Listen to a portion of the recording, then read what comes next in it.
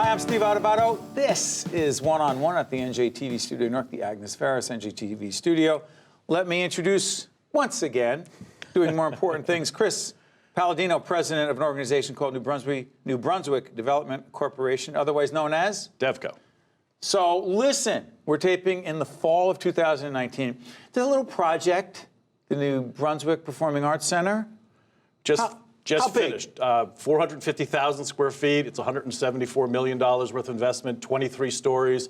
It has 2 theaters, rehearsal spaces, collaborative office spaces for a variety of arts organizations, not just our resident companies, but arts organizations throughout Middlesex County and the region, and 207 luxury apartment buildings. 20% of them are set aside for affordable units, and we partnered with the Actors Fund in New York. They went out and recruited artists that qualified for that space. So we have ballet dancers, musicians, people who build stages, choreographers living in the building. This is in New Brunswick? It's in New Brunswick. So, devil's advocate, we do a lot of work with the folks at the Performing Arts Center here in Newark. The New Jersey Performing Arts Center. Someone says, hey, wait a minute, what's up with all these performing arts centers? Aren't they going to be competing with each other, you say? Not at all. I think they are complementary.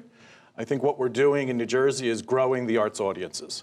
And I see people who don't necessarily have had a lot of exposure to maybe PAC, who come to our theater, really start to get hooked on a variety of different cultural offerings, and say, look, I'll check out what goes on at PAC. Actually meeting with John Schreiber, our good friend, the CEO, right? Next week, he's going to tour our facility. Maybe we'll do some cross-marketing, let people know in New Brunswick what's going on in Newark, and hopefully in Newark what's going on in New Brunswick. How dare people in New Jersey collaborate? It's interesting. Chris understands government, the corporate world, not-for-profit world, the arts, culture, and frankly, developing New Brunswick. And as a former student of Rutgers, I know what it was like, let's just say in the 80s and the early 90s, and it is a very different community today, and your organization's had a lot to do with that. Am I exaggerating that? No, look, New Brunswick it's been a long journey. It started back in the 70s. Johnson & Johnson decided to stay in New Brunswick. Rutgers continued to grow. RWJ Barnabas now, the hospital, cancer center started to continue to grow. So it's a busy place. Probably about 65,000 people live there. 100,000 people come every day to go to school and to work. So it's an exciting place. Within 5 blocks of my office, 4,000 people live today that did not live there 10 years ago. And those folks are primarily, someone says, oh, you're involved in, quote, gentrification, you say? We turned parking lots, underutilized land, and created opportunities for people to live and work there. It's interesting. Grow the economy. Creating jobs, creating more tax revenue. And by the way, the Cancer Institute, we just had Dr. Labudi and Barry Ostrowski talking about that. Real quick, tell folks DevCo's role with this new Cancer Institute. I believe it's opening in 2023. Go ahead. Right before the Cancer Institute gets recertified as a national cancer institute. $800 million, the only standalone cancer facility in New Jersey. It'll have clinical space, research space, and it will have 98 critical care hospital beds with surgical suites. I'm curious about something. All focused on cancer. EDA. We have actually Tim Sullivan, the head of the Economic Development Authority, coming in today, and also with the head of Choose New Jersey, Jose Lozano, to talk about a business trip that the governor took to India and what was going on there. Why is it relevant? And I avoided going on. You avoided going. Well, I'm going to go here. Okay. One of the issues we always talk to Tim Sullivan and the folks at the EDA about are these tax credits. I don't want to get in the weeds, but to what degree did the economic development tax credits impact and help or not the development of the Performing Arts Center in New Brunswick? Clearly, we couldn't have done it without it. We had $40 million worth of tax credits through the county. Explain what it means, $40 million worth of tax. So they give you $40 million? They give us an allocation of tax credits. We go out to the open market and we sell those. We usually sell them to 92 cents on the dollar. We sold some here for 95 cents on the dollar. We take that contract. We went to Middlesex County, which was very helpful. They let us monetize those through a bond issue for 10 years using the county government? The county government. They did what with the bond issue? They let us monetize it. So we took the contracts that we had from the buyers of the tax credits, the commitment to pay, and then we actually used that as the revenue to pay the bonds. Because Middlesex County has a AAA credit rating, we were able to really provide value for those. So we took those tax credits, we supported not only the theater, but the residential component.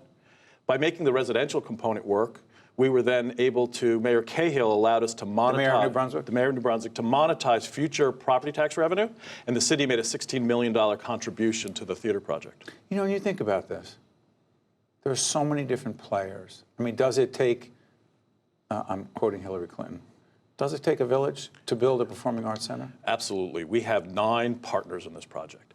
Everybody from our resident companies, George Street, Crossroads, the Mason Gross, Rutgers, the American Repertory Ballet, Middlesex County, the New Brunswick Parking Authority. The New Brunswick Parking Authority, paid for the parking garage.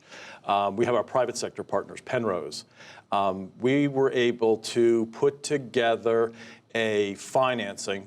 We have a $65 million arts infrastructure. We have 2 theaters, rehearsal spaces, lobbies, that has no debt. One second. Those 2 theater companies, it's George Street and? The Crossroads Theater Company. Someone says, hey, wait, devil's advocate. You separated those companies. You put them all together, but aren't they separate? Don't they have their own unique constituencies, you say? Absolutely. Not only do they have their unique constituencies, what we want is we want them to cross-market, and it's why we built one lobby. Crossroads in one theater, George Street's one theater on a Saturday night. We want those people talking. But don't they have different audiences? They have different audiences. But maybe they'll start to go and take a look at what each of the other organization's doing, and come back next Saturday night and see something that Crossroads is doing if you're a George Street subscriber. Are you a big believer, obviously you are, in the role of the arts in promoting economic development, creating jobs, tax revenues? You truly believe that? Absolutely. It's estimated, using a variety of federal authorities, that about $35 million comes to New Brunswick before we built these buildings. This should add another $25 million in local economic activity. Restaurants, creating jobs in restaurants, people that stay in your hotel, people who pay to park, people who just come into town, have a cocktail. We're probably looking at over $50 million of economic activity that's driven by the arts in New Brunswick. We're talking to Chris Paladino, head of the New Brunswick Development Corporation, played a huge role in the development of the Performing Arts Center in New Brunswick. Before I let you go, the role of technology and innovation in the Arts Center is? We are able to do, we took 2 theaters, and we replaced those 2 theaters. People said, why did you spend all this money to just build 2 theaters? And we didn't add that many seats, maybe a couple hundred seats. We're taking a look right now. Go ahead. What we were able to do, though, through technology, is be able to, and the correct rehearsal spaces, is where they used to do 210 performances annually on that street. In the 2 theaters that had been there before, we have 340 booked for 1920 for this season. So we have traps. We have a 90-foot fly. We have rehearsal spaces. So you don't have to use the stage to rehearse. You rehearse in a rehearsal space that's exactly the same size as the stage. You go right to tech, you go to dress rehearsal, and you do performance. On a Monday night, Tuesday night, where there may not be a play, we're able to take the scenery, fly it up into the sky, or take it down into the basement through the trap system, and do a lecture, do a jazz, do a classical performance. Look at you.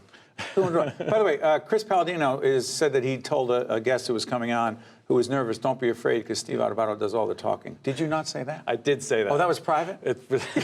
Not anymore. I love this guy. Thank you, Great sir. stuff. Congratulations to you and your colleagues. I appreciate it. We'll be visiting down there soon. I hope so. Thank you very much. This is one-on-one. I swear I won't be doing all the talking. We'll be right back right after this. One-on-One with Steve Adubato has been a production of the Caucus Educational Corporation. Funding has been provided by Hackensack Meridian Health, the New Jersey Economic Development Authority, TD Bank, the Russell Berry Foundation, MD Advantage Insurance Company of New Jersey, the law firm of Gibbons PC, Englewood Health, and by ADP. Promotional support provided by NJ.com and by Commerce Magazine. Transportation provided by Airbrook Limousine, serving the metropolitan New York, New Jersey area.